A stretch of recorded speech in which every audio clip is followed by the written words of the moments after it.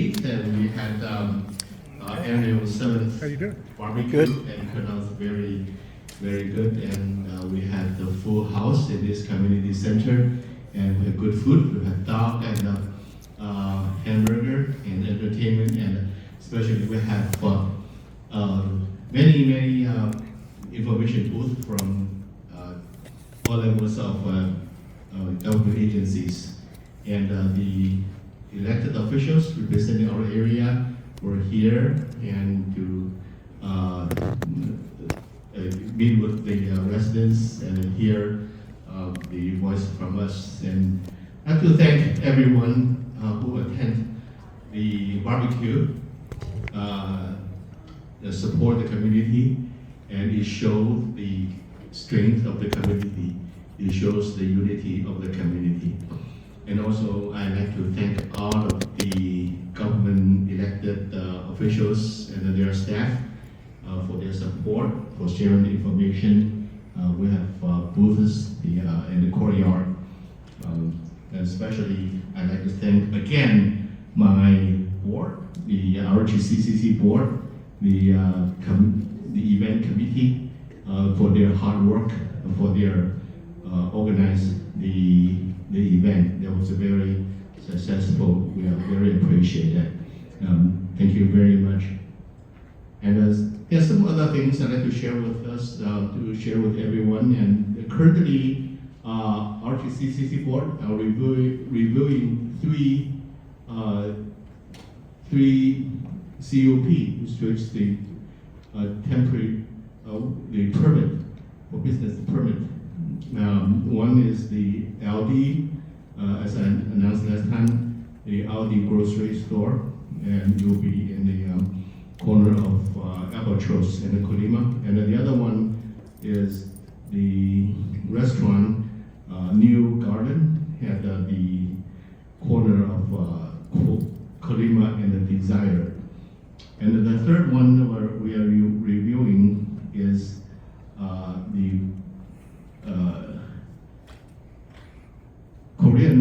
the Korean restaurant, Kakpaku Korean restaurant, barbecue restaurant, at the corner of Colima and Nogales, next to the Rite Aid.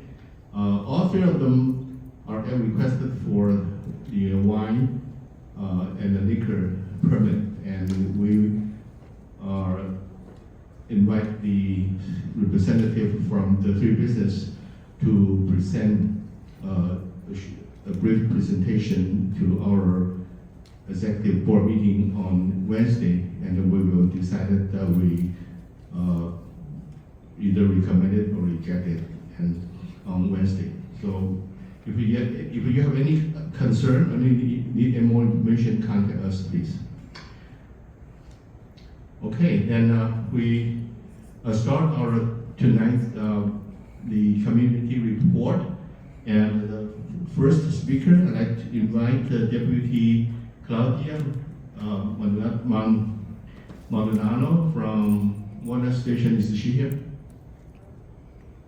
Claudia or Deputy was not here. So we move to next the Officer O2 from Highway Patrol, Officer O2.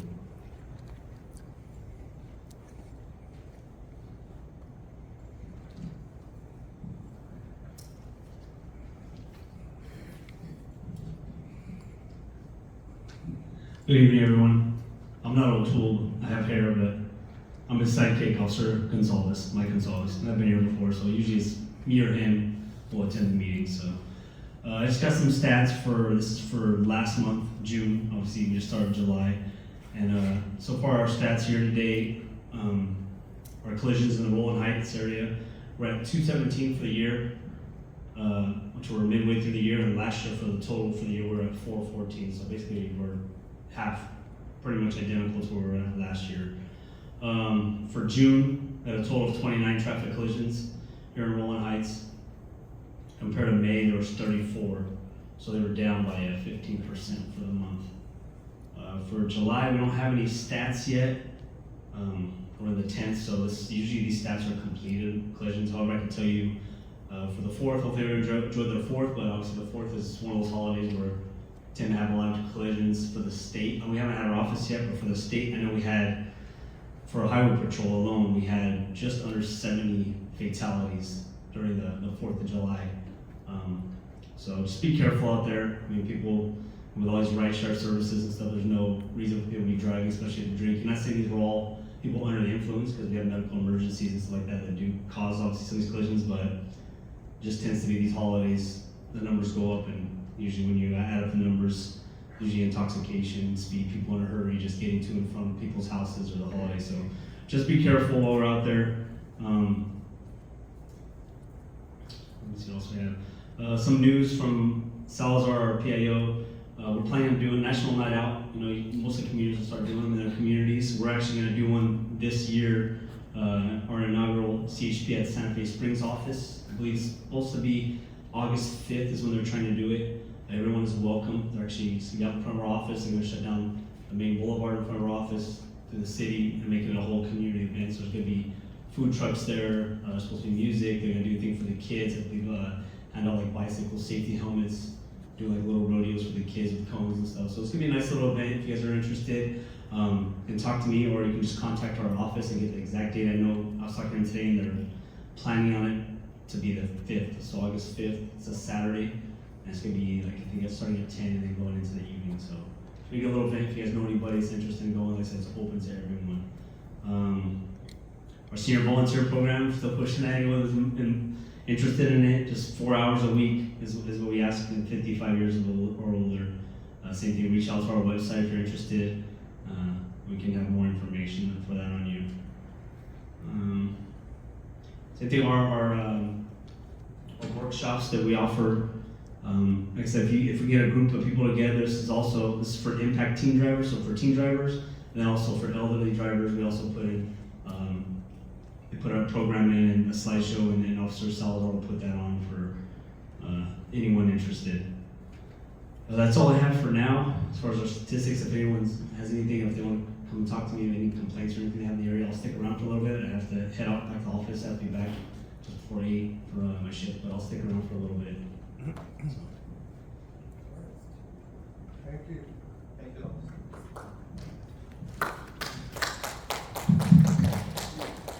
Okay, the County of Los Angeles, the Health Department assigned a new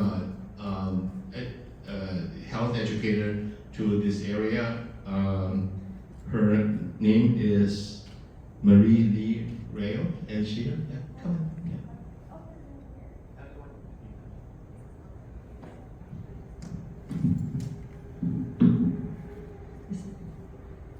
on. Okay, I am not Marie Leia either. I'm not the same person. Marie Leia is our new health educator. I'm actually Krista Cadavira. I'm a nursing supervisor for our community team out in San Diego Valley for public health. So for anybody who missed it, although I don't think so, but the emergency declaration for COVID-19 has ended. There were two main focus initiatives, I guess you could say, that we're sharing about right now.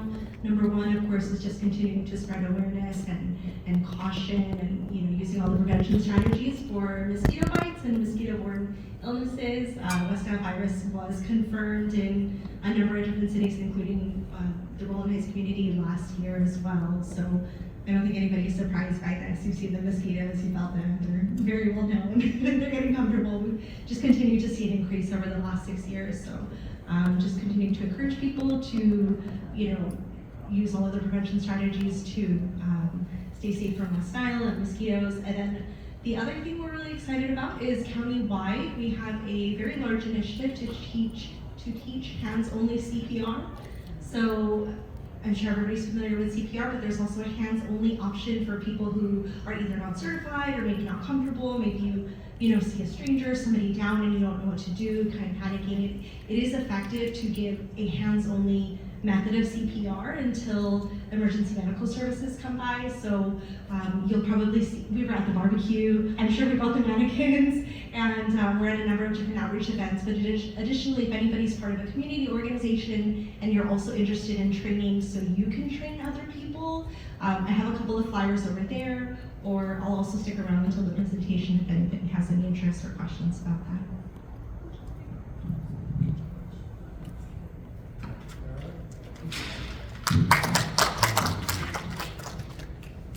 See Officer Claudia Maldonado is here, so yeah, you.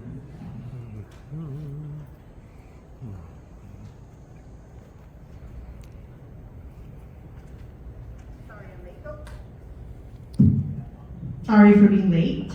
Our stats for July look pretty much the same as last month. Our vehicle burglaries went down a little bit. We had 37 in the month of July rather than 42 last month. We were having a group of vehicle burglaries at St. Elizabeth Church. I don't know if anybody's familiar with the church off of Larkane. While people were attending church, an individual was coming and breaking into their vehicles during Mass. And he was doing it for quite some time, and I'm happy to announce that he was officially arrested. And it turned out that he was burgling vehicles at churches, at hospitals, and at cemeteries. So with that being said, I know those are places where people go to church to clear their mind, to hospitals when family gets ill, or at the cemetery when you're visiting your loved ones. Your mind is not in, let me put my property away and secure it.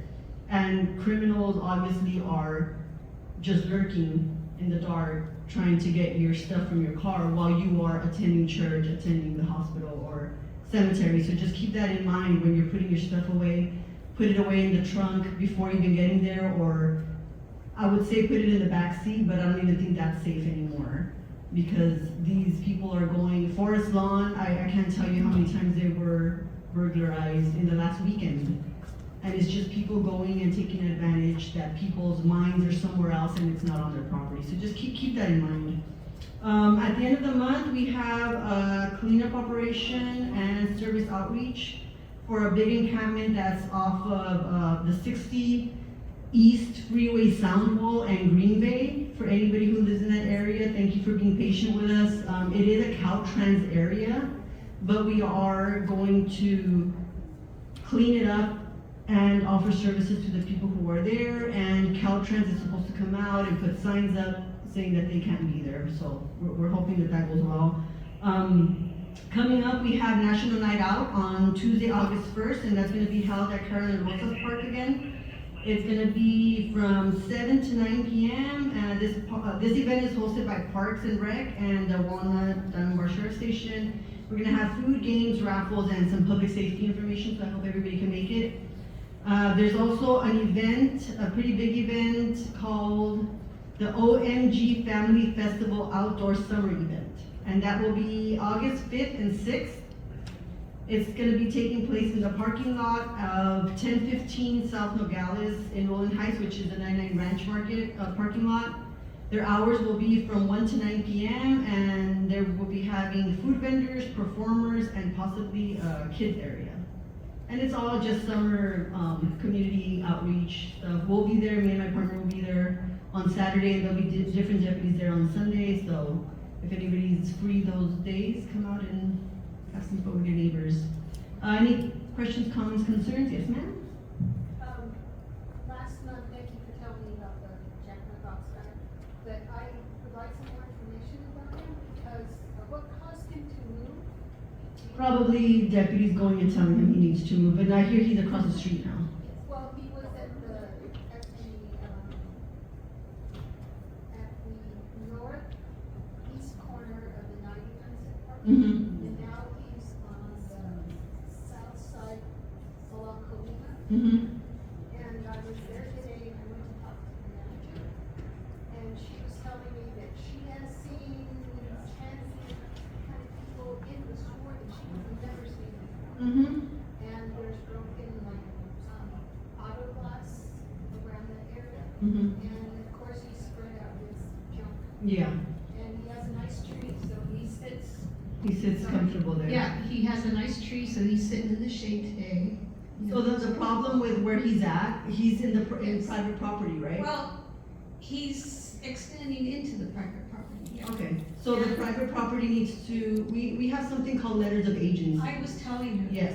And the problem is that has 3 owners that whole property. Mm-hmm. And she just has to tell corporate and they do whatever. Yes. And I told her, you have to just be proactive, just call. Mm-hmm. She did, and she said, not 5 minutes after I left, that a car came by and the guy wasn't there. I think he goes to the bathroom with the chevron. Mm-hmm. So they were taking down the tarp that he ran across the street and was all excited. Mm-hmm. So, So I'm sure everybody's aware of who he is. He's been a transient of Rowland Heights for years, and he's had housing before, and he's left housing before. He prefers to be out on the street, so he moves around. He gets kicked out of one area, moves to another, kicked out of another. well, that's what I wanted to know, like, what causes, what, sometimes he's a jack-in-the-box thing right there.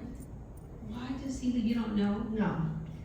I don't know if he just finds comfort being in that particular area. I honestly cannot tell you why he hangs out and where he hangs out. And then she said that RV that was there on the lot just went over to Rite Aid. Yeah, so, like I said, if the owners of the property sign this letter of agency, then we're allowed to kick them out. Now, as far as RVs, we're not allowed to touch RVs.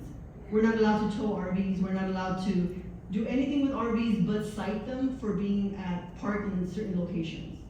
But as far as taking the RV and towing it, we can't do that. Because that's considered their home. That's a new policy that they gave us. That's considered their home, so we cannot take the RV. It's just so frustrating. It is. I completely agree with you. That jack-in-the-box, I don't know his name, I know what he looks like, I see him all the time. But he just, it's like a magnet for these other pendejos Yes. that come Yes. along. And they're drinking right there on the Mhm. sidewalk, Mhm. you know? Yeah, I hear you. It's frustrating for you and as a resident, and it's frustrating for us as law enforcement that there's not much we can do. We can get issued them citations, and then they don't get prosecuted, and then it never turns into a warrant where he's gonna go into jail. It just gets like swept under the rug. So it's, yeah, I don't know, but he'll move again. He'll move again. Yes, sir? I was wondering, was there anyone ever taken into custody for the auto thefts that were occurring in the villas of Rowland Heights?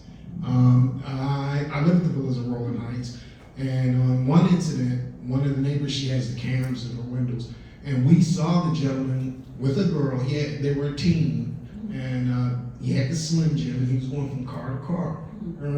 Him and the lady he was with. I've been told by the management that they know who they are because we took the pictures into the office to show it to them. Yes. And they told me his name. They said his name starts with a B, Barajas, or something like that. Frankie, Barajas, Barajo.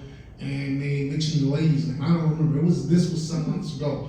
But I'm concerned about it because I just met a lady 2-3 weeks ago who lives in the villas of Rowland Heights. She said she had 3 cars stolen right off the lot there. And I'm just wondering, did they ever get anyone? As far as the vehicle break that occurred there, the victim would have to call to talk to the detective who handled that case to find out what occurred. Because if there's workable information, obviously they could contact somebody.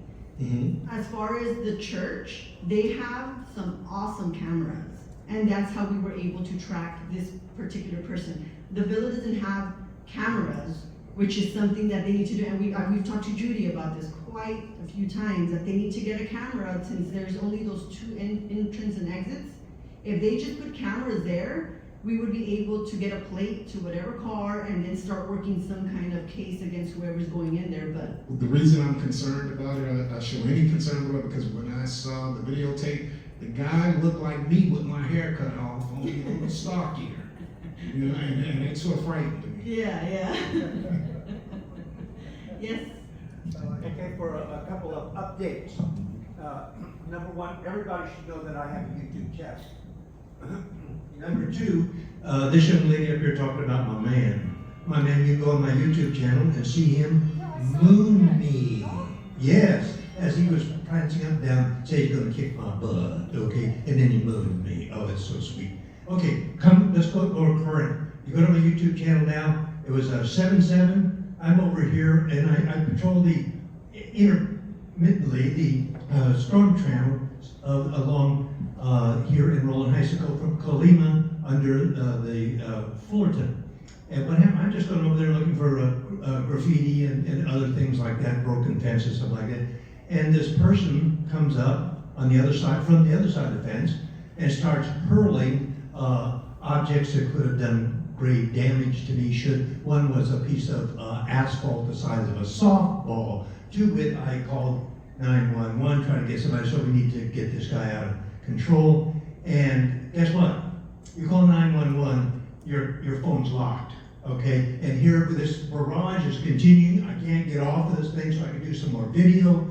And that's one part of the story. The other thing, that's one video part you're gonna see. The other video part is the 2 officers that came out to take the field report, et cetera, and we're over by Diamond Plaza, where there is the trench area there, or the flood control and the fencing and so forth. Then go along there, and this individual who meets the basic physical things, he's about 5'6", 160 pounds, comes from the opposite side of the fence over, and I said, you know, that could have been him over there. He says, well, he's not wearing the red and white shirt. Well, gee whiz, can you imagine the guy could have changed the shirt since he knows that things were cooking with the police there.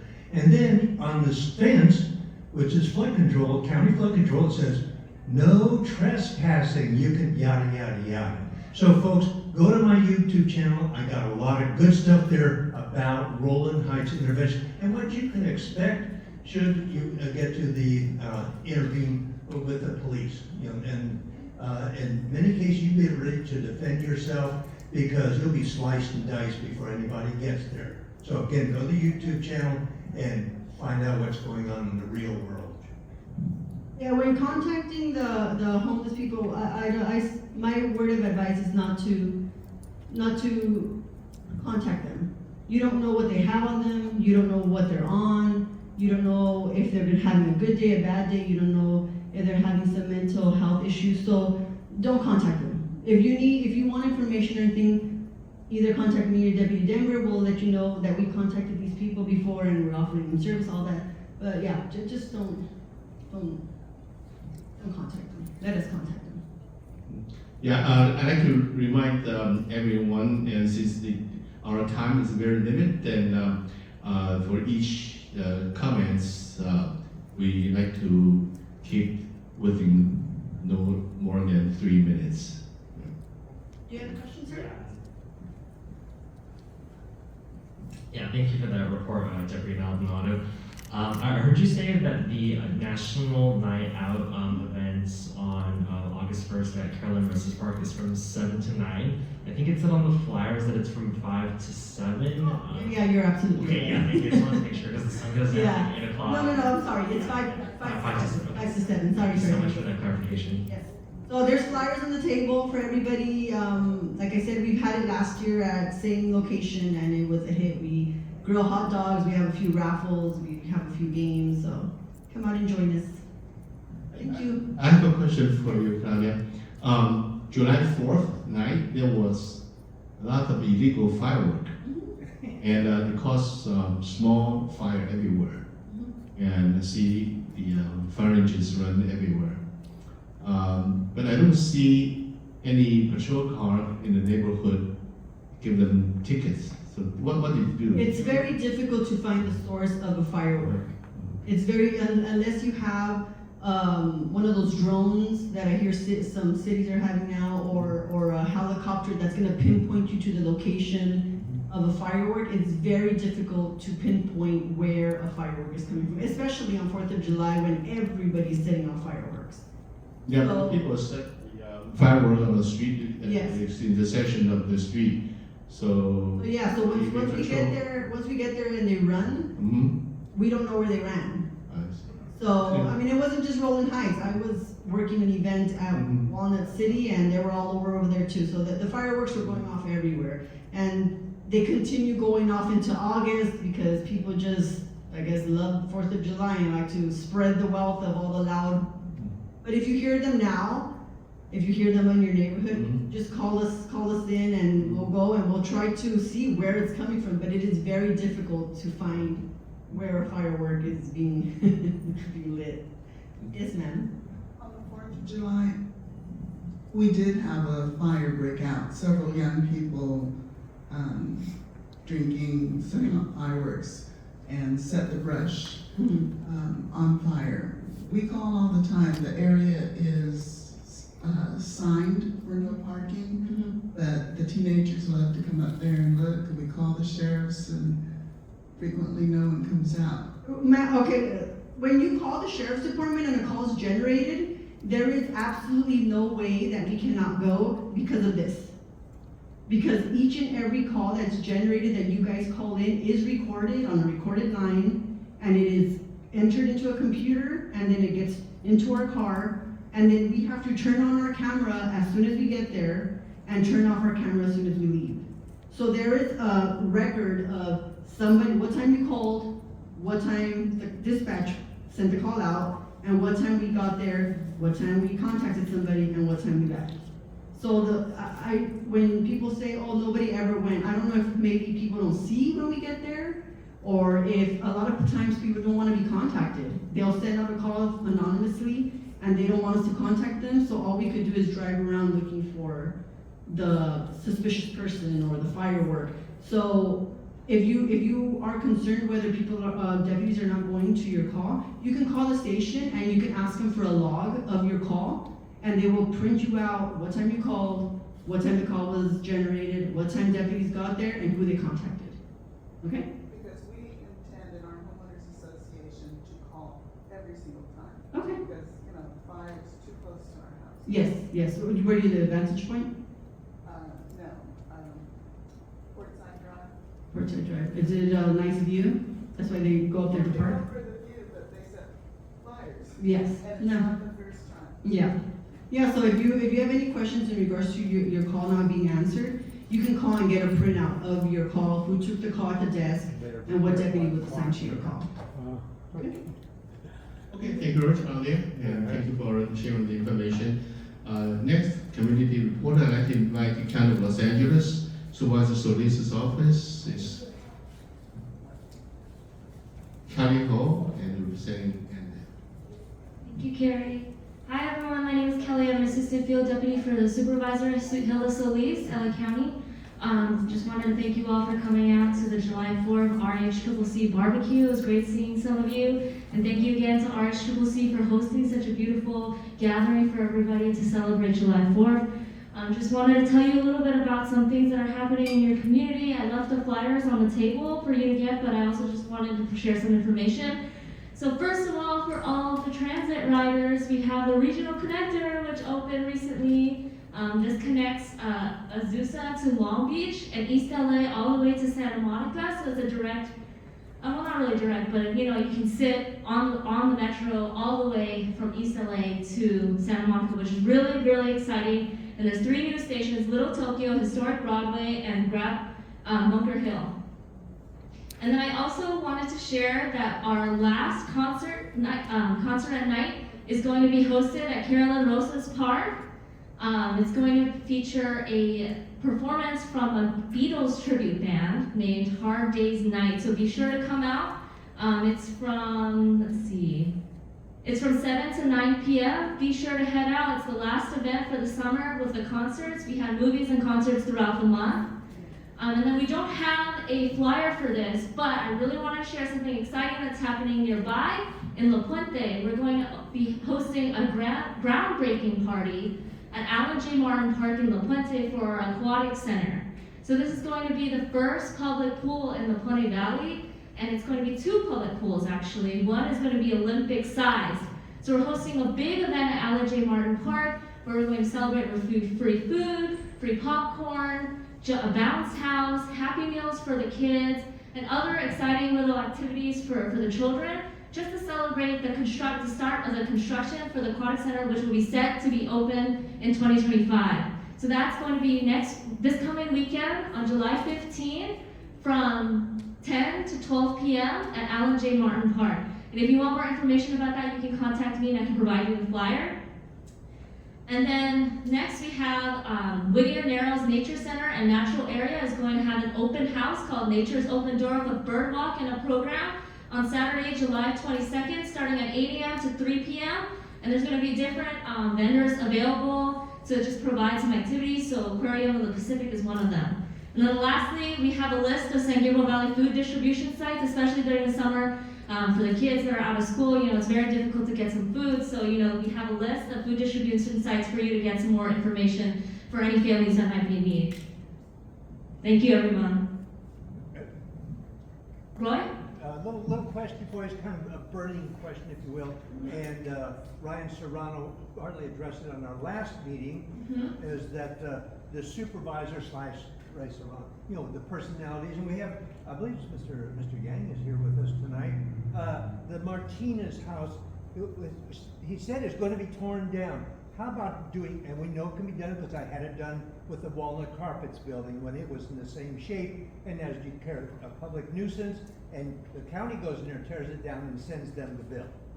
Yeah, it's ghettoizing our community. Anybody sees that says Rowland Heights is a ghetto, and then you put that together with what's going on with violence in the storm drains, which we find out. I'm going to be contacting you about Caltrans because I have a special relationship with them on that issue. But focusing on the Martinez property on Otterby, that needs to be cleaned up yesterday. Thank you. Thank you for letting us know, Roy. Yeah, I have a question for you, Cary, for the county. Every year, the Chevron Park has the concert in the night, and it starts from July and August, right? And I think this the July and August. They've been doing that for many years.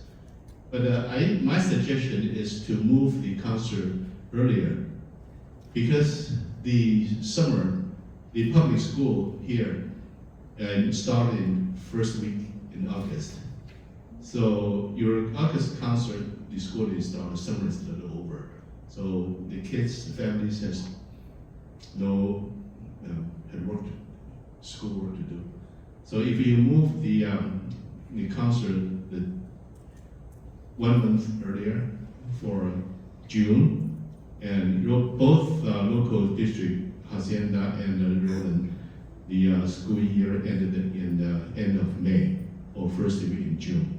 So if you can move the concert to June and July, that will be much convenient for the community. Thank you for offering that suggestion, Cary. Just to let you know, we have movies at the park at night in the month of June, but we'll be sure to relay that information over to our Parks and Recreation team. But you are reminding me that I just want to share with you nearby in Hacienda Heights, Steinmetz Park, on July 20th from 6 to 8 p.m. there's going to be a food distribution. We're going to be passing out food boxes up to around 50 something. So if you know any families in need, be sure to send them over to Steinmetz Park for a free food box. Thank you. Any more questions? Thank you. Thank you, Cary. Thank you very much. So next community speaker will be Linda Sanchez, the Congressional District 38 representative. Is she here? I don't think she's here. And Archuleta, the representative, Kyle's not here either. So they were all here Saturday, so they probably too tired to come today. Okay, so Maria Cano from ACE for the Fullerton grade separation update, and she contacted me this morning, said that she will come to speak. She come from long way. Probably she has traffic problems. So yeah. Do you need another reason to go Zoom? Nobody would have to drive anywhere, and you have assets from the Rowland Unified School District, the high school tech people and stuff, set it up. Baroo. Yeah, right here, and we tried Zoom for several months. No. That don't go there. That was again. Yeah. Zoom, 100% Zoom. Forget all this. Buy whatever it is. There's only one way to go, and that's Zoom. Hey, Ryan. Okay, is Ramon here? Lisa Calderon's representative. next is Rowland Unified School District, Dr. Kevin Hayakawa, and board member. And Thank you very much, Cary. Good evening, everyone. My name is Dr. Kevin Hayakawa, board member for Rowland Unified School District, representing Trustee Area 5. I just wanted to thank Cary and the rest of the RHCCC Executive Board for hosting the barbecue on Saturday. It was a really, really great event, super duper high turnout. This room was totally packed. The entire walkway outside was totally packed, and it was just a really, really great event. If you missed out this year, then there's always next year. So I do have some updates to share from RUSD. At our most recent board meeting on June 15th, we approved our guiding principles. The guiding principles will serve as our strategic plan for the next 5 years, and was developed with the input and leadership of over 300 students, staff, parents, and community members. This plan includes our promise to students, portrait of a graduate, core values, goals and measures, pillars, professional practices, and strategy map. This will be a living, breathing document, reviewed and monitored regularly throughout the implementation. The full plan will be available on our website in the coming month as we are finalizing the web page layout and content. However, I do have both the promise to students and the core values to share with you tonight. So our promise to students is a single sentence, and it reads, each student is valued, supported, engaged, and empowered for the future of their choice. We have 6 core values, and they are student-centered, integrity, inclusion, equity, community, and excellence. So in addition to our guiding principles, this past Friday, July 7th, we had the great pleasure of celebrating our summer graduates from all 3 high schools in our district, Rowland High School, Nogales High School, Santan High School, as well as the Adult Education School. It was such a pleasure in order to recognize over 30 students district-wide, hardworking students who completed all of their requirements for graduation. And then lastly, as a reminder, and kind of related to what Cary said earlier, the district will be welcoming back students to campuses for the 2023 through 2024 school year on Monday, August 14th. However, our teachers do come back the week before in order to set up their classrooms, but this year we'll be starting on Monday, August 14th. Does anyone have any questions? Yeah, Roy. Now, you see I have hearing aids on, so my wife says I'm damn near deaf. In those core values, did I hear transparency?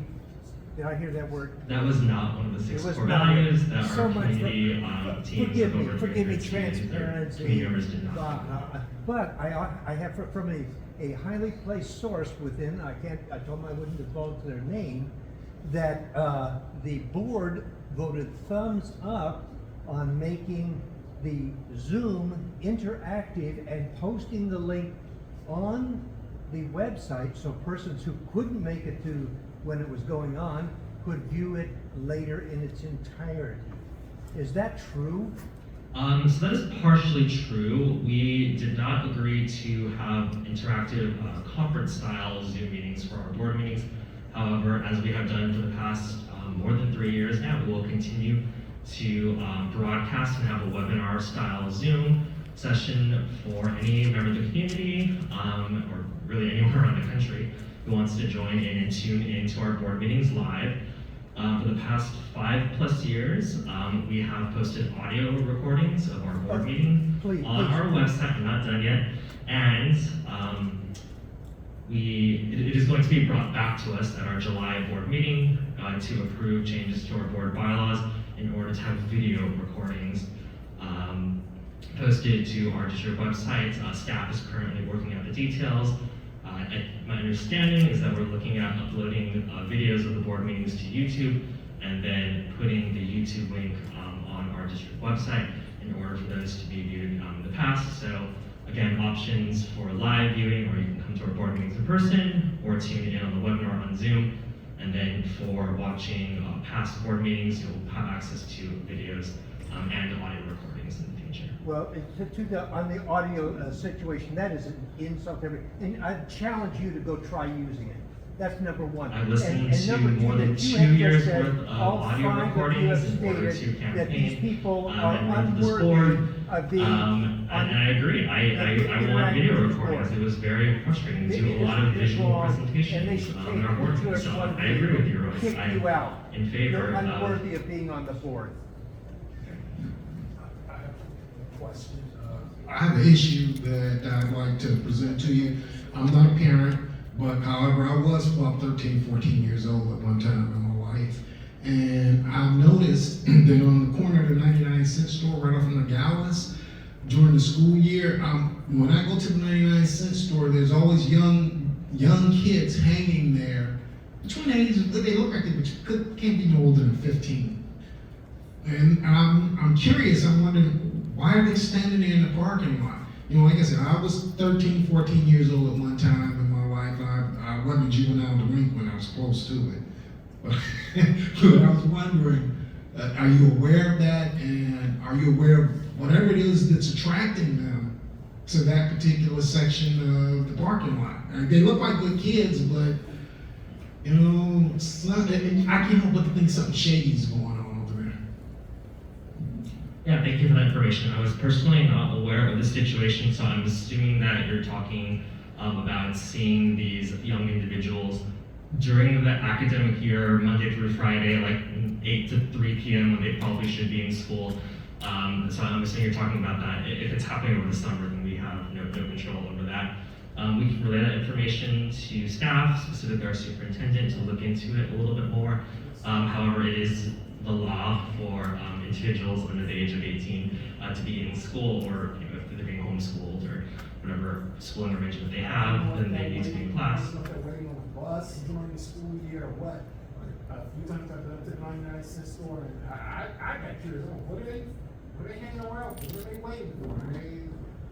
Yeah, I don't know the full details of our transportation plan, but that corner is not particularly close to any residences, so that would likely not be a pickup location or a drop-off location for our school buses, so it's probably not that. But thank you for sharing that concern. I was personally not aware of it before, and then Cary Chen and I will be sure to have staff look into that matter more closely. It's right by, yeah, right by That's West. been happening for years. I don't know. And then sometimes they get cart. And they abandon them and sit there. So I'm thinking, is it a good spot for parents to come and get them? That's what I know. I thought, at first, I thought that's what might be happening, but then I looked and, What's been going on for you know, it years? looks They've so already shady. aged out of the high school and still look like It looks shady. Yeah, and that's also not particularly close to any of our school sites. That they would have to walk at least half a mile from either Rowland High School or Killian Elementary School, and then for the elementary school, the parents have to pick up their students on site. So that's it's definitely not a pickup location. But thank you. Thank you very much, Dr. Hayakawa. And I see Maria Cano from ACE, COG is here, and she will give us an update of the Fullerton grade separation project. Thank you. Good evening, everyone. I'm actually going to do 3 projects, but with the intention of actually bringing a broader presentation on one of them.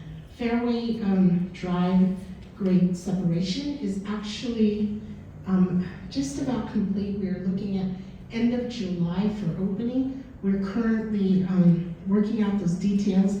Right now you may actually see the end of the house, what it looks like completed, but as of today, just as an example, which it's not as big of a construction deal, but it's important. They were doing the coating on the side of the retaining walls, and this is a very special anti-graffiti coating that's done to these walls. It really just makes it easier if they do get tagged that the city can maintain them once we turn over the project. So that's kind of what they're doing out there right now.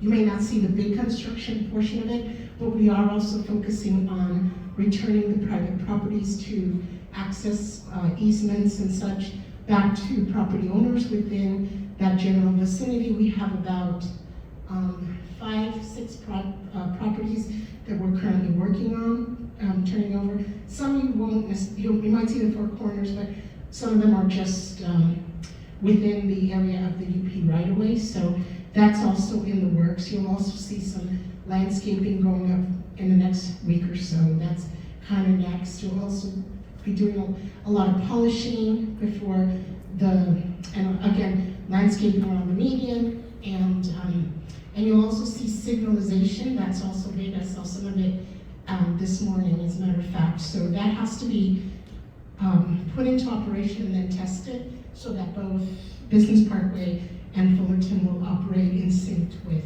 Walnut. So that kind of testing, signalization testing, and so forth is what's happening. So you won't you'll think, oh, it looks complete, but it's really kind of I refer to it as the laundry list, but it's called, official term for it is punch list. Basically make sure, like any construction, that everything is gonna be done accurately, and we're not just turning over a project without the little knickknacks here and there, or the little dents that have to be done. So we'll probably by next meeting have the street event open itself, but we are currently in the process of eagerly, as you all are as well, awaiting it by just doing our very last due diligence. So that's what's happening. Excuse me. I need clarification. Are you saying that at the end of this month, we will be able to drive through Fairway to Valley, complete access?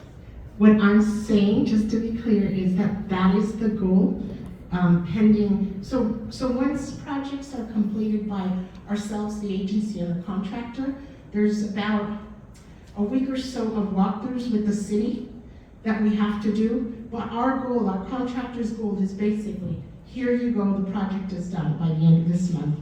And then having the city receive the full and completed product within that time as well. So we're working on both those. So the goal is that, but there's still that step of the city to accept the project as is. But yes, the contractor's deadline is at the end of this month.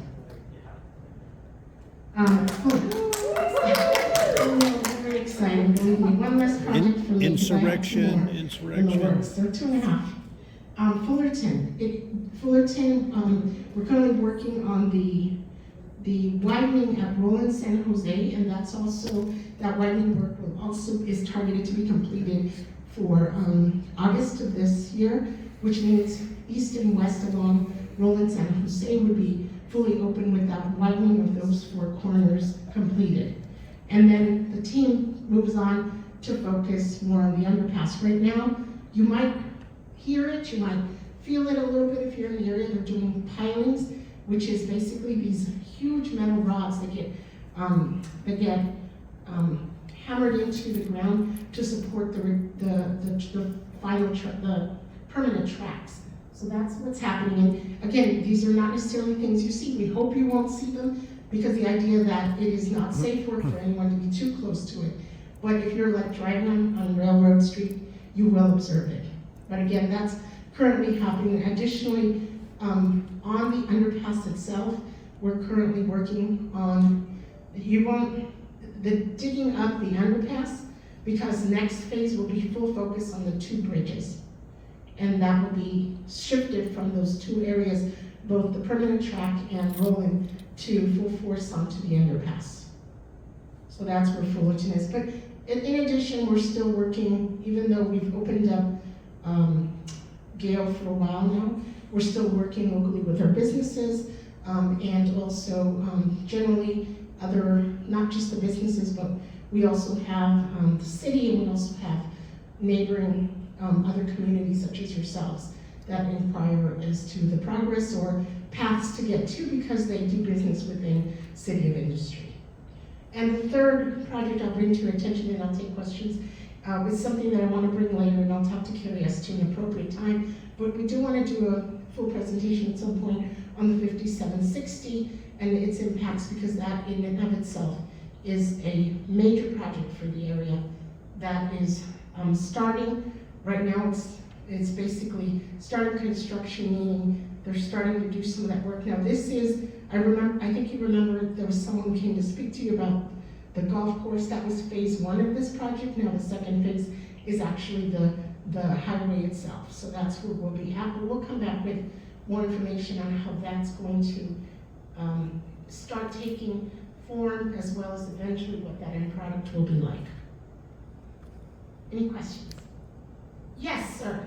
There's a vicious rumor going around on the buzz that the IHOP on Gale has bitten the dust. Is there any truth to that? We haven't heard from the owner themselves. I don't know what their plans since last we've worked with them was they were going strong, but that's really a decision. A long time ago there was talk about plans to sell that whole area when we were originally planning the project, and that never happened. So you just never know. Hopefully they won't. It's certainly a landmark in that little corner, so we hope. Thank you. Thank you. Okay, no more questions. Thank you very much, Maria. And that concludes the community report tonight. And then let's move to tonight's speaker. And I'd like to invite Linda Ikichi and Connie Chung. Both are the principal planner from Housing Policy in the Planning Department of Los Angeles. So I think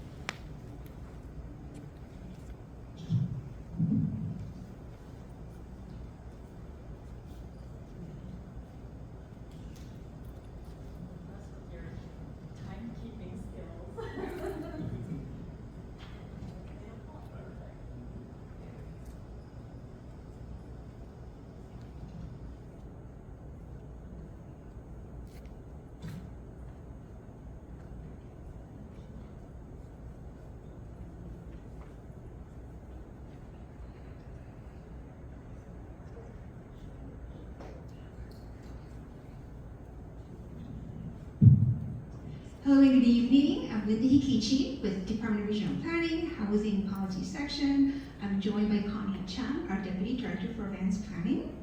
I'm here to present about housing element.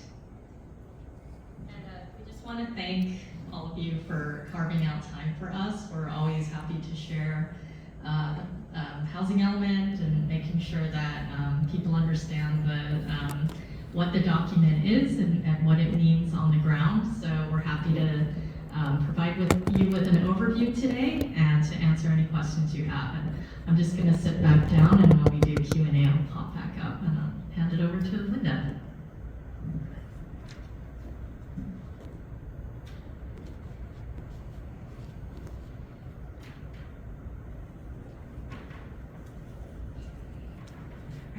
I will be presenting the following topics: housing element, RENA, site inventory, rezoning program. Just to give you a heads up, it is about housing element. It's a little bit dry, so bear with me.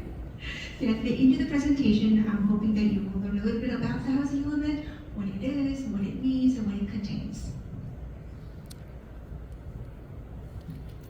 Right. So Connie and I are from the Department of Regional Planning. We perform all land use planning functions for the unincorporated communities of Rowland County. So Rowland Heights is one of those unincorporated communities. All right. Just move this closer.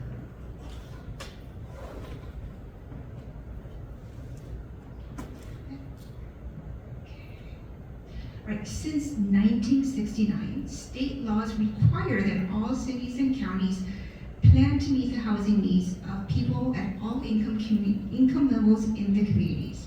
So the local governments meet this requirement by adopting a housing plan as part of the general plan, which is also mandated by the state or required by the state. law mandating that the housing included in as an element of each jurisdiction's general plan is known as the housing element law. So already you heard about housing element is required by the state law as part of general plan, also required by state law. The county's housing element was adopted by the Board of Supervisors on May 17th, 2022, and certified by the State Department of Housing and Community Development on May 27, 2022. Okay, so background on the housing element, right? So the housing element is the county's housing policy guide for the unincorporated areas that are not within any city. On an 8-year cycle, the housing element identifies housing conditions and needs and establishes the county's housing strategy through goals and policies. It also includes programs to ensure decent, safe, and sanitary and affordable housing for current and future residents of the unincorporated areas.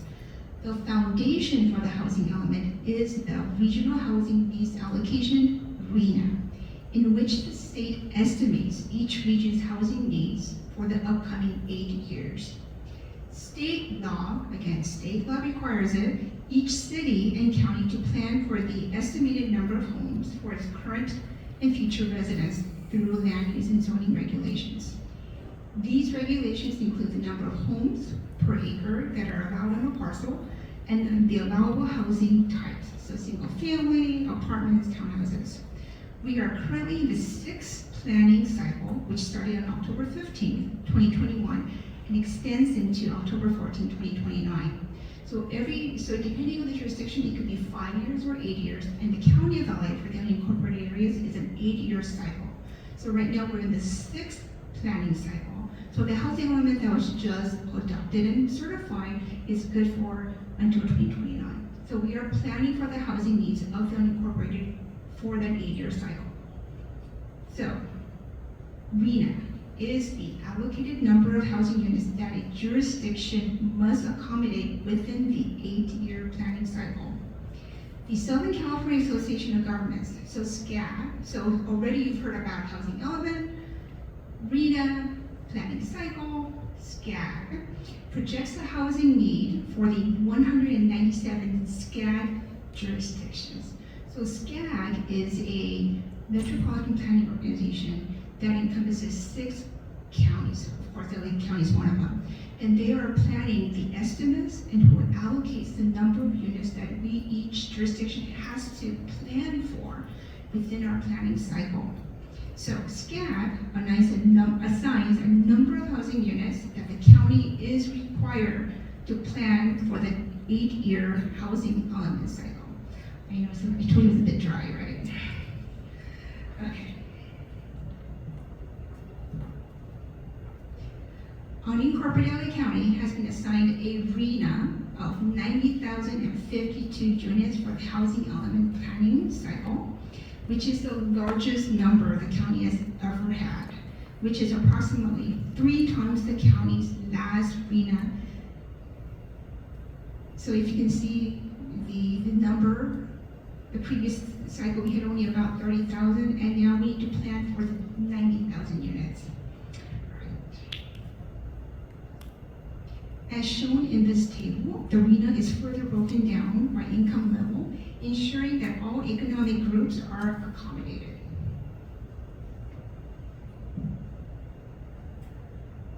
So before we go into site inventory and the rezoning program, I'm going to talk about land use and zoning, and why is that different? Why is it important, and what is the difference? You may have heard through all these meetings when you go to a planning department or wherever you hear, you're going to hear RHNA, you're going to hear housing element, you're going to hear land use category and zoning. And what's the difference?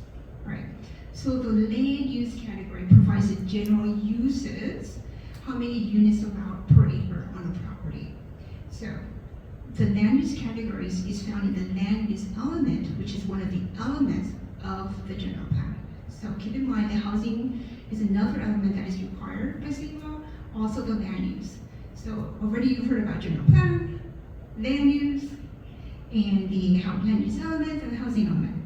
So, but what is a general plan? is a long-range policy document, basically is a blueprint for future development. It provides the general uses for an area. So, again, pursuant to state law, the general plan must accommodate the required amount of projected population growth the state estimates for each jurisdiction. Then how does the zoning come into play? The zoning ordinance for the unincorporated county is in Title 22. So if you ever call us or going into any of the offices, you hear about titles. Title 22 is a zoning code for the unincorporated county, the zoning code. And it implements the general plan. So it has a detailed development standards, guidelines, requirements regarding parking, height, setbacks, the specific uses, and that is fine in the zoning. All right.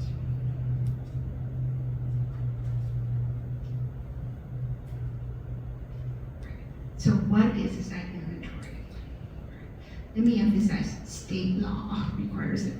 So the state law requires that housing element includes an inventory of sites that are zoned and available within the planning period to meet the local jurisdiction's RHCCC. This means that a jurisdiction needs to show that there are enough sites within our jurisdiction to build that amount of housing. So remember I told you about the 90,052 units? So the housing element for state law requires for us to analyze all the sites, not all the sites, but analyze to show that we have enough sites to provide for the 90,000. The task, it's called sites inventory. The sites must meet several criteria, including the zoning of a certain density, minimum lot size, and the site must be either vacant or underutilized. So what is underutilized? That means that a property is not built to its maximum capacity, so there is potential for more units. So the sites inventory is comprised of vacant and underutilized sites within the unincorporated areas that are zoned at appropriate densities and development standards to facilitate housing development. These sites were selected based on other specific criteria: access to transit, protection for environmental hazards. Other strategies used to accommodate the county's RHCCC include projected growth of accessory dwelling units. An important step in the selection process for the site's inventory is to consider whether a site is developable and suitable for a particular housing type, such as single family or multifamily.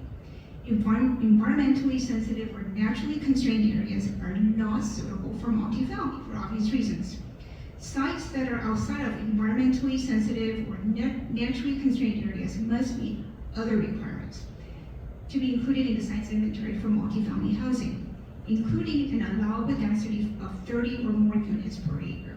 So the staff didn't just go here, here, here. There are certain requirements that we had to meet by the state law, right?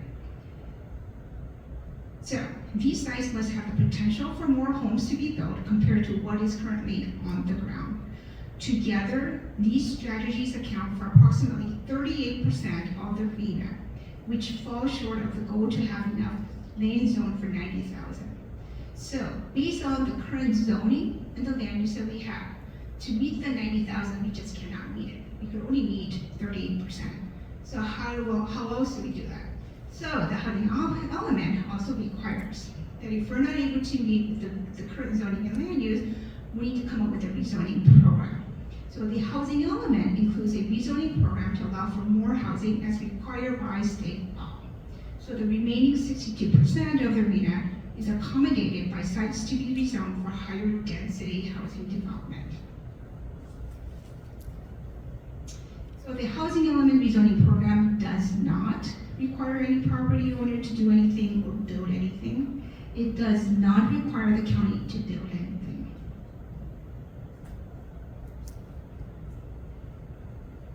So, again, per state law, the housing element update rezoning program must include a list of sites that will be rezoned between 2021 and 2024. Even though the cycle, the sixth planning cycle extends to 2029, we have to complete the rezoning by 2024. So the site selection process involves many factors. Together, these factors address two questions. Where should more housing, especially multifamily housing, apartments and townhouses, be built in the unincorporated areas? How likely is a particular site to be suitable for housing development in the upcoming 8 years? Sites in environmentally sensitive or naturally constrained areas, like the coastal, fire hazard severity zones, significant ecological areas, are not selected for rezoning, as these sites are not suitable for multifamily housing. Sites that are outside of the environmentally sensitive or naturally constrained areas are then prioritized based on additional locational criteria. Are they near transit, amenities, services, where existing infrastructure exists, like public water or sewer system, are considered more suitable for multifamily housing development and thus rezoning.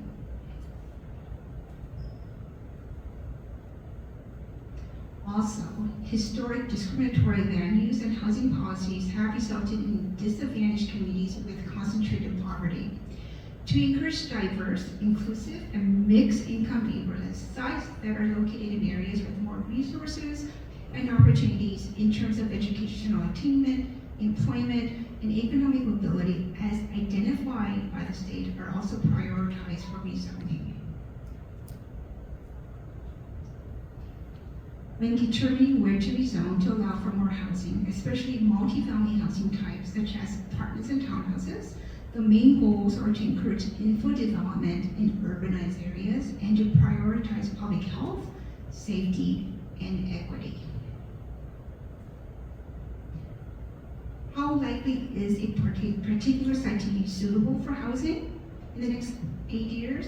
So, for state law, sites that are included in the rezoning program must be suitable for housing development during the upcoming 8 years. In other words, the site must be developable with sufficient water, sewer, and other utilities available to support the development. If the site is not vacant, the following factors are considered to determine whether the site will likely be suitable for more housing in the upcoming 8 years. The age of the existing buildings, land value versus improvement value, or contamination. So if there's a gas station on site, it's going to be more expensive to develop that area, so we have to exclude areas that were previously contaminated. In addition, state law requires that the rezoning must allow at least 16 additional homes to be built on a given property compared to what is currently on site.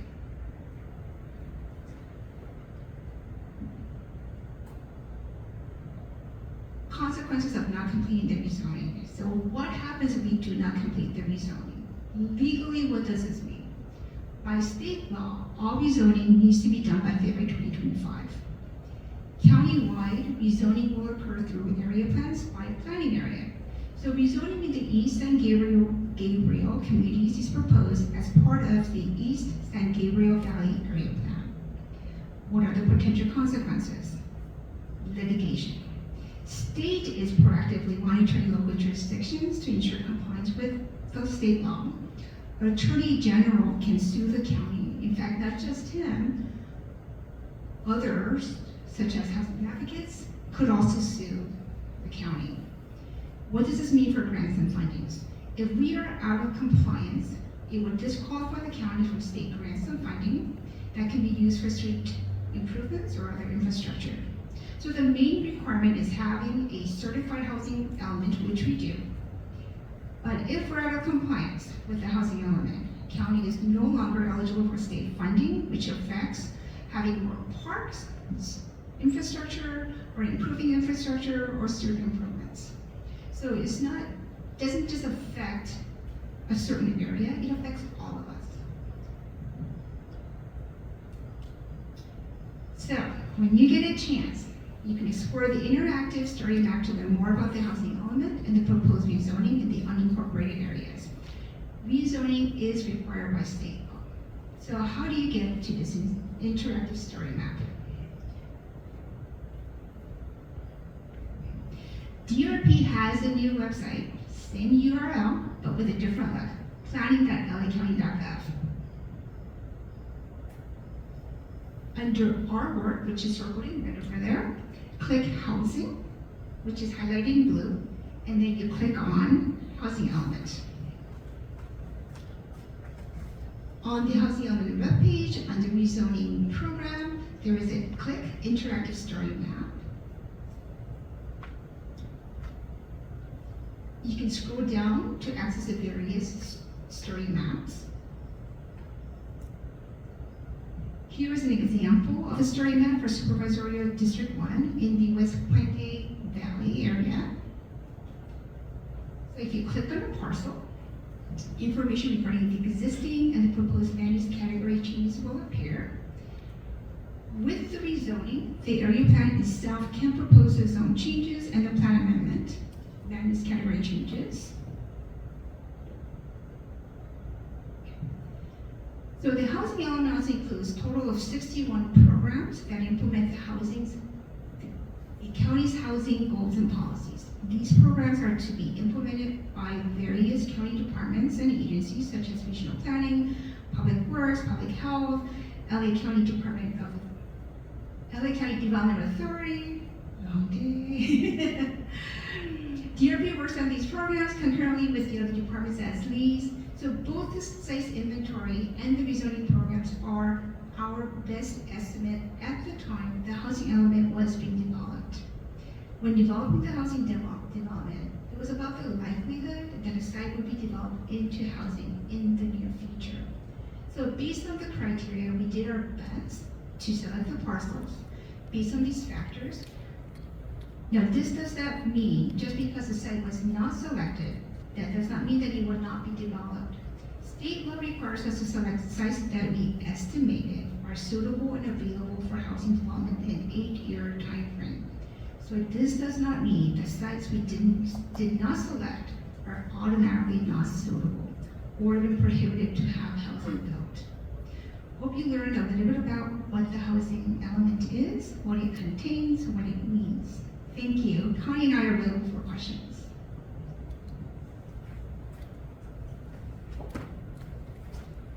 Yes. What does RHCCC stand for? Regional Housing Needs Allocation. Okay, Can you go back to the beginning of the presentation where you had a breakdown of the units by category? Of course.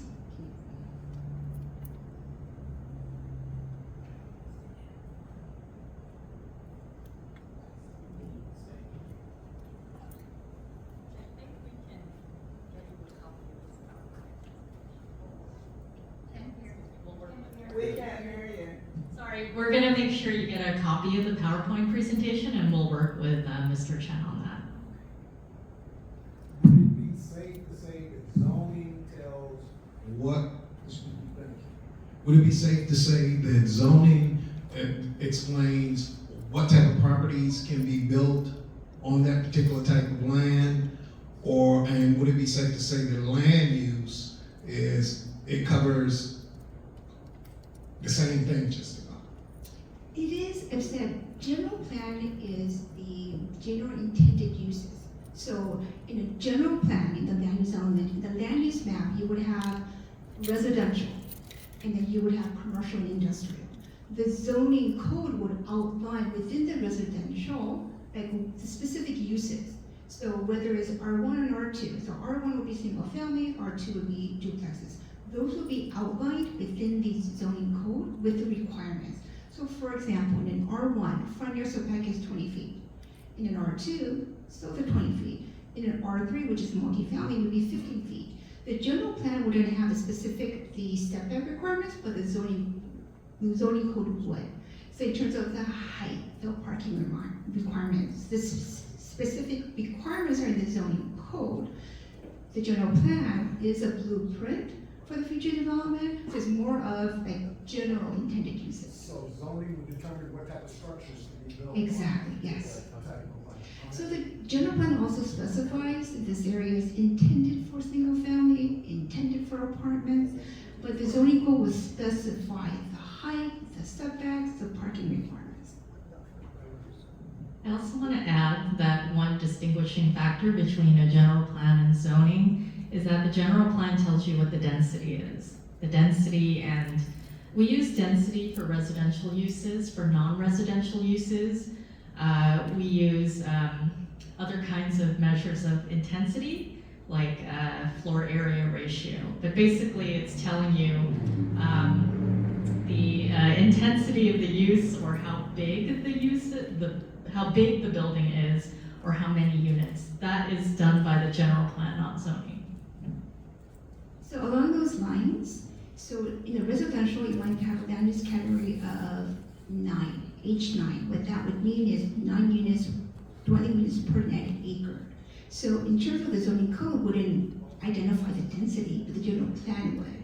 So general plan would have H9, H18, H30 that specifies the density per acre.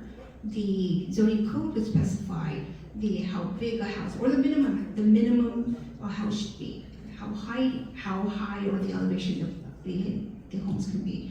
The front yard, the side yard, the rear yard, the specifics, but the general plan would specify in a certain area how many units per acre, which is the density.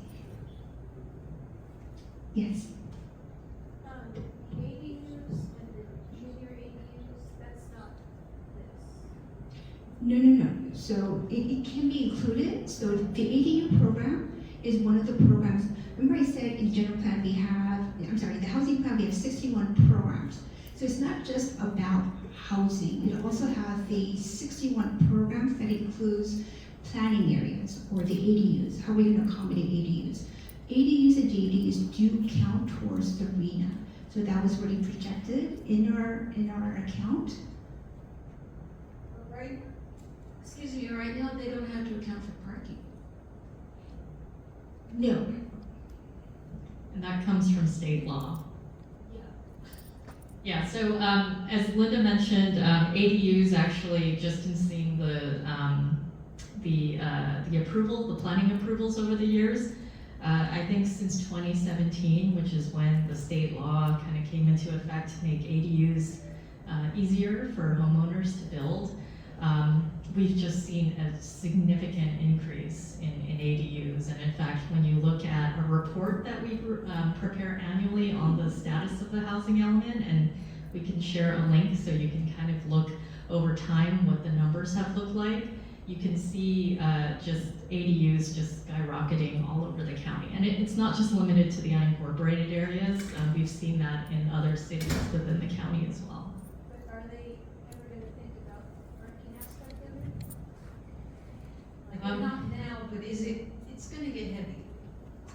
Yeah, I think, again, it's the state law. I think the state has said these are really important statewide, and so we're gonna make it as easy as possible, and parking, the removal of parking is one way that they've achieved that.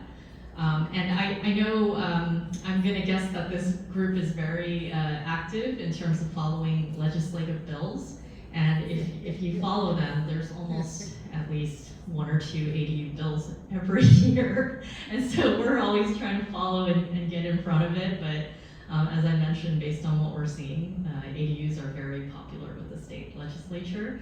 And I foresee that the legislature will continue to, again, try to make it easier and easier and more streamlined to do ADUs.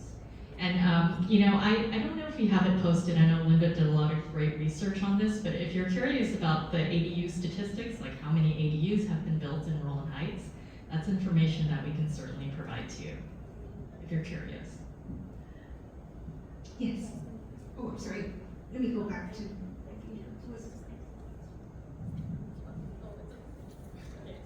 We'll take the mic over there after this. So the county has an allocation of 90,000 for the arena, and you said current zoning allows for 38,000 of the 90, so you have to make up 52,000 within the county as a whole, right? Roughly? 38%. So yes. So it's all state law, state required. We can make this up.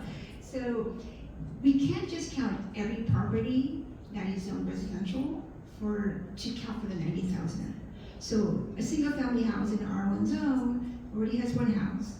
So we're not gonna assume there's gonna be another house, although we do have SB9 that does allow it, but this is beyond the point. So we can't just count every residential. They give us a criteria. So for the site inventory as well as the rezoning, they give us specific criteria to estimate. So what they said was, based on this, the location, the density, how many more units you can count. Based on that criteria, select the sites that could accommodate additional units to come up with 90,000. So based on that criteria, we were only able to account for 30 in terms of what's on the ground based on the current zoning and land use.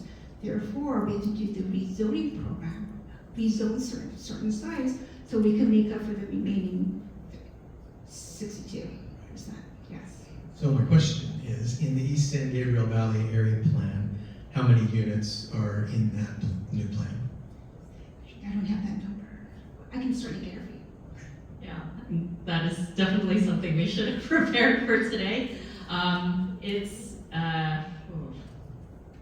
Yeah, I think we're gonna have to get back to you on that. But the East San Gabriel Valley area plan, I'm glad you're asking because we were talking about the general plan. The East San Gabriel Valley area plan is the general plan for Rowland Heights and all the other communities in the East San Gabriel Valley area. So, you know, the land use legend that you're familiar with, that's all the tools that we're putting in the toolbox for land use for this area. So it is, when we talk about the general plan, we are talking about East San Gabriel Valley. And prior to that, and what we're updating the general plan is the Rowland Heights community plan. And you know, part of the East San Gabriel Valley area plan is to update that document, which I think was adopted maybe in the 1980s, in 1981. So I think it's based on like the 1970 census. So it definitely needs an update. So a follow-up question to that is, of those units in the East San Gabriel plan, how many of those are projected to be ADUs, and follow up to her question? So we can follow up with the section where we talk about ADUs, but it was a separate analysis. We did not do an estimate of how many ADUs there were per parcel. There's actually a formula that the state feeds us for how much credit we can take for ADUs in terms of planning for it. However, when we're actually building the ADUs and reporting that information on an annual basis, we can get the credit for the RHNA for the actual ADUs. But we didn't do a parcel by parcel analysis. And it's just kind of tricky. You know, the state is really interesting how they say ADUs add density, but they don't add density. So we actually, you know, if you think about it, ADUs, you're basically allowed to build another house on a single family lot, which, you know, typically we understand to be one house per lot. So, but, you know, we can't call it an increase in density. So it's still technically a single family zone, but if you think about it, you're building another house. Yes. So with the 90,000 units that the county is allocated, how many units have been allocated to Rowland Heights? That's exactly the question that was just asked that we want to get back to you on. If what you're asking, Linda, is of the 90,000, if we assign numbers to each community, we don't do that. It's 90,052 for all of the unincorporated areas.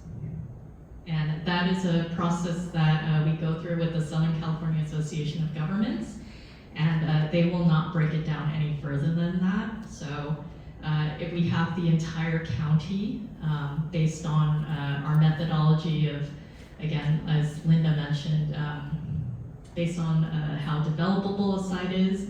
And you know, when I say that, I'm talking about environmentally sensitive areas or hazard areas. That's kind of our initial screening process. But yeah, you won't see the state ever telling us, you know, 100 in this community, 500 in that community. But I think the county has assigned that number with the spreadsheet that I've seen, because you could sort it by zip code. It's just for organizing purposes. So, you know, we group it by area plans. So, you know, if you play around with the spreadsheet, you could figure out how many of the sites are in the East San Gabriel Valley planning area, for instance. And again, we're available to kind of put those numbers together for you if you like. But yeah, it's not based on assigned numbers.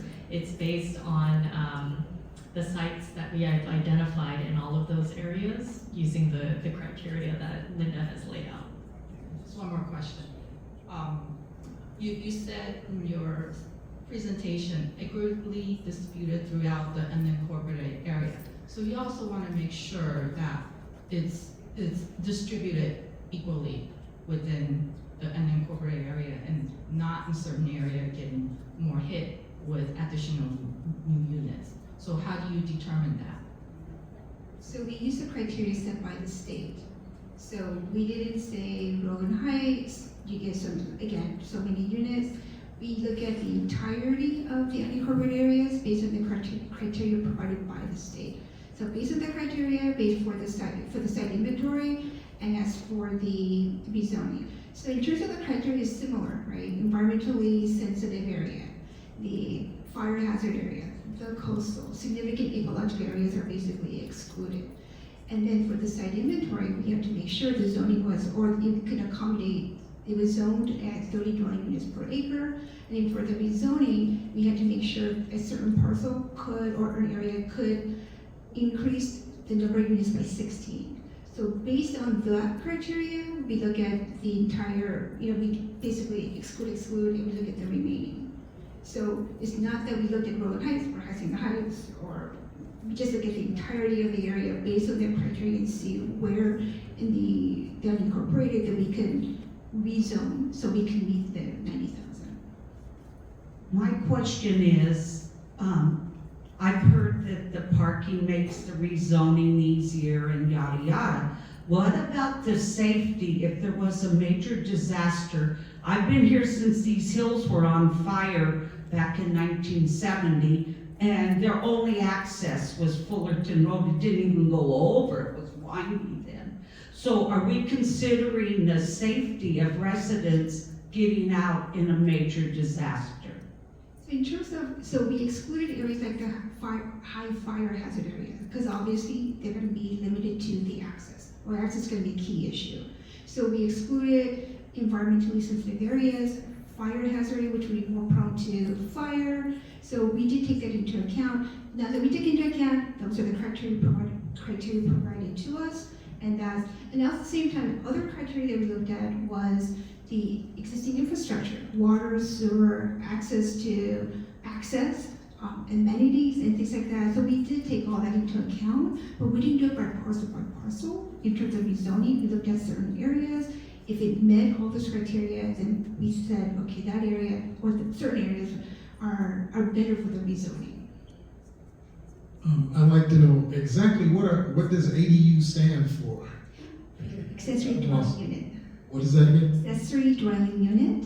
And there's also a JADU, which is the junior accessory dwelling unit. Yes, ma'am. Thank you very much. I'm assuming that in this analysis, for example, in Rowland Heights, we do know that from Break Canyon Cutoff, if you will, east to I think 30 Fall Leaf, wherever it is, it has mailing addresses of Walnut, but it's actually part of unincorporated Rowland Heights. I'm assuming in your analysis that will be the consideration as far as Rowland Heights is concerned. In that, we all know that golf course development is going to go through with 776 units. Boom, take care of bugs right now, right?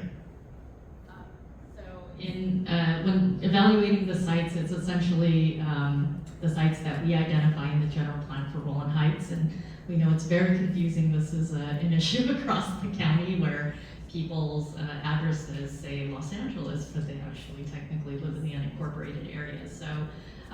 So we did include in our analysis all sites that are actually in Rowland Heights, regardless of what the mailing address says.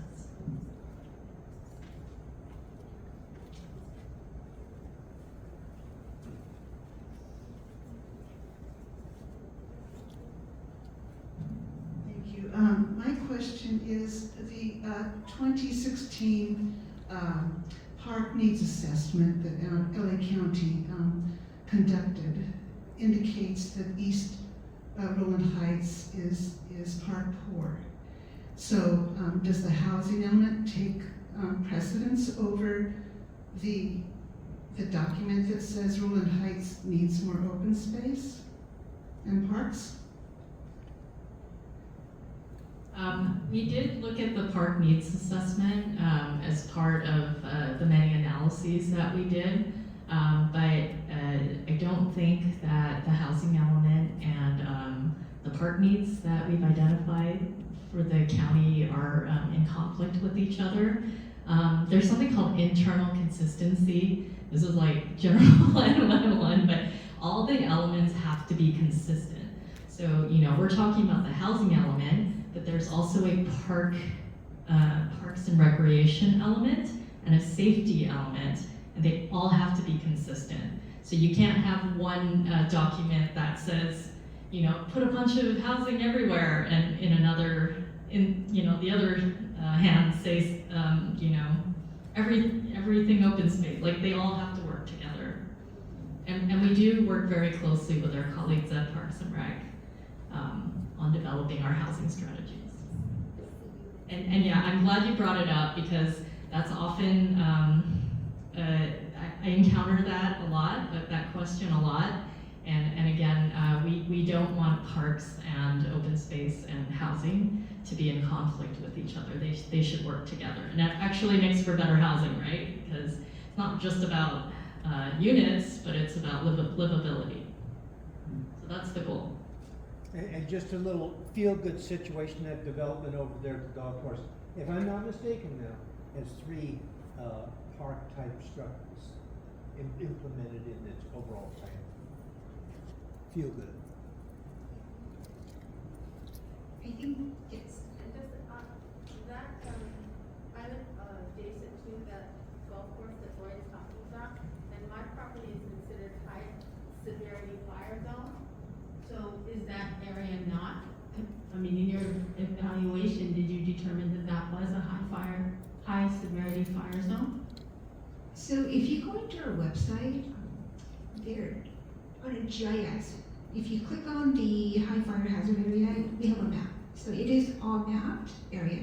So in terms of for the site inventory as well as the rezoning, we excluded the fire hazard area for the planning purposes, but that doesn't mean the property owners within the fire hazard areas are prohibited from housing development.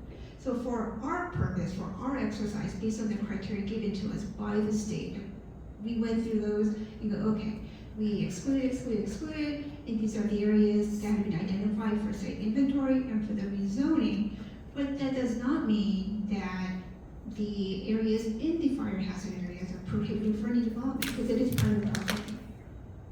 Okay, I'm concerned about what another participant said about safety and wildfires and exit paths, and where we live in our community, there are only 2 main roads out. But adjacent communities, we all empty into Colima. And in the event, I wasn't here for the 70s fire, but I do remember one maybe a decade ago where they closed the schools because of the fire was coming over the hillside.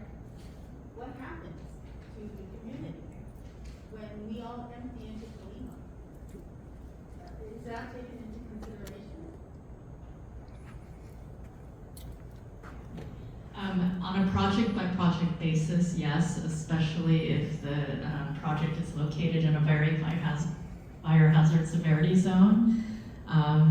Depending on the type of project, it goes through a comprehensive process that might include an environmental impact report and reviews from the fire department and other departments, and we would be considering all those things. But I'm guessing if your property is in a very high fire hazard severity zone, we wouldn't have included that in the housing element. We wouldn't have been able to.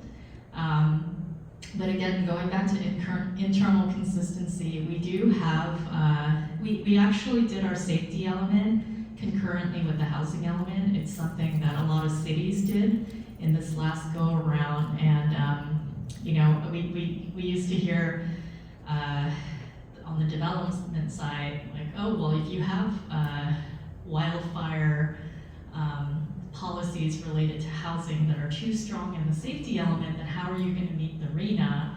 And the county has always been really happy to say, no, actually we achieved both goals. We were able to put in lots of policies to restrict development in areas that are dangerous to do so, but still meet the 90,052.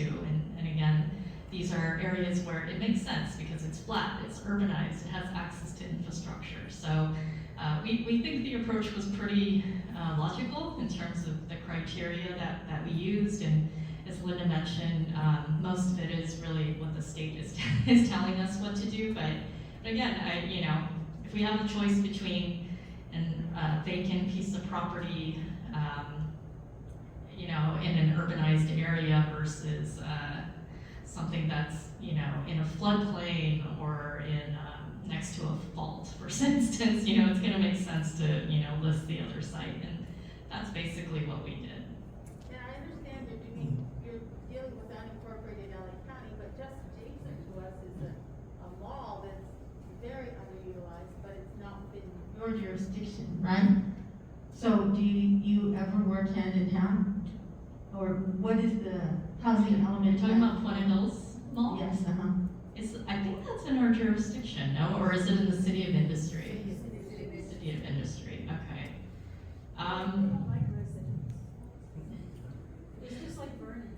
You know, I have to look at the latest RHNA for City of Industry, but the county had 90,052 units to plan for. I think City of Industry over the years it's been like 2 or 10. It's kind of interesting.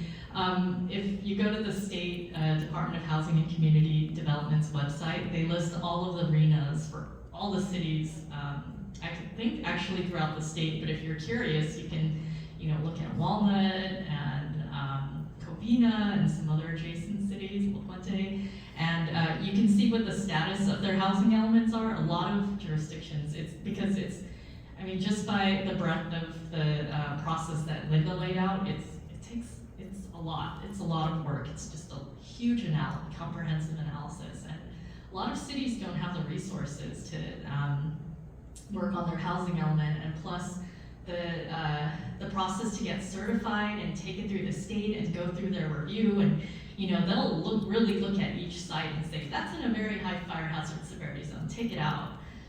It's a very comprehensive process, and so we're very happy that we're on the other side of that, that we have our certification, because as Linda mentioned, one way that the state is trying to get local jurisdictions to finish their housing elements is by using money. So you can't access even certain state transportation funds if you don't finish your housing element. So this is something that we were laser focused on. We did not want to be in a situation where our communities cannot access state funds. We have only 3 minutes left, so there'll be the last question. City of Industry is 17. Okay, line up. It doesn't make sense. It doesn't make sense. They don't want people to they're underutilized. And this is to provide benefit to everyone, right? Not isolate pieces to have minimal goals and then others have huge goals. But I see a huge disconnect there. I was just curious to see if you have any insight on, I'm looking at the numbers, so the last housing element, you guys were allocated 30,000, and now it's 90,000. How did it jump so much? I mean, what happened? I mean, do we have like a triple influx of residents? The numbers were generated by the HCD, the Housing and Community Development, and the reason for the jump is basically catching up to all those years of housing policies where it was not conducive for housing development. So because due to the housing crisis that we have now and the lag and the policies that we've had, if you haven't noticed, Sacramento has housing bills every year, hundreds of them. Not all of them get passed, but everything is housing related right now. It's because we're in a housing crisis and it's trying to catch up to all those years where it wasn't very conducive for housing development. So that's, and then population growth as well. And you know, frankly, I mean, this was my third housing element, so I've gone through this painful process a couple of times now. And sometimes it feels like a bean counting exercise, and you know, the amount of state requirements just keeps increasing. And I think it's important to have this document for the reasons that I've laid out. But you know, at the end of the day, we want to think about what is our housing vision and how are we going to solve our housing crisis. And I'm kind of curious if anyone knows kind of what the typical, what's the median selling price for a house in Rowland Heights these days? Anybody know? I don't know either. I'm curious. Is there anyone in real estate? 800,000. That's not very affordable. And you know, what's tragic about that is that people can't even stay in the community that they grew up in because they can't afford to live here. So, you know, again, we're just trying to find different ways. The state is trying to find different ways to, again, solve the housing crisis. So, you know, it's something that we want to continue to engage you all with because I don't think it's a problem that we can punt over to another unincorporated community because we're asking them to join us to resolve these issues together. And I would say, you know, if what you're seeing out there in terms of all the solutions that are being offered at the state level, the county level, isn't working for you, let's come up with some other ideas. But I think not thinking about it at all is not an option because, again, we all get impacted by it. We all face a median selling price in Rowland Heights of $800,000, right? And so, again, how are we going to create neighborhood stability? How are we going to create a situation where people can afford where they live and remain in the communities that they want to live in? So that's really what it's about when we're talking about affordable housing. Again, this is a document we had to do, and it does offer us a framework, and it's good to know about it. And we're happy to pull out any information that you would like to know more about or need. But I think we can all, and this is something we can all relate to, again, how are we going to solve the housing crisis? And I think we're open to lots of ideas and solutions that you all have. Okay, thank you very much, Linda, and thank you very much, Connie. And this topic is very important to the community. And I'd ask Linda and Connie to, if we can leave a copy of the PowerPoint so we can make it available for anyone in the community to write the copy to the computer so we can post it on the website so anyone interested can see it, and for those who's not here tonight can see it too. And I'm sure you will have more questions, and you'll either that the RHCCC can pass the questions to you, or you can direct contact the planning department for your question to get answered. Okay, thank you very much for attending tonight, and we'll conclude the meeting. Thank you. And this will be on my The next meeting YouTube is channel by August morning. 14. Okay.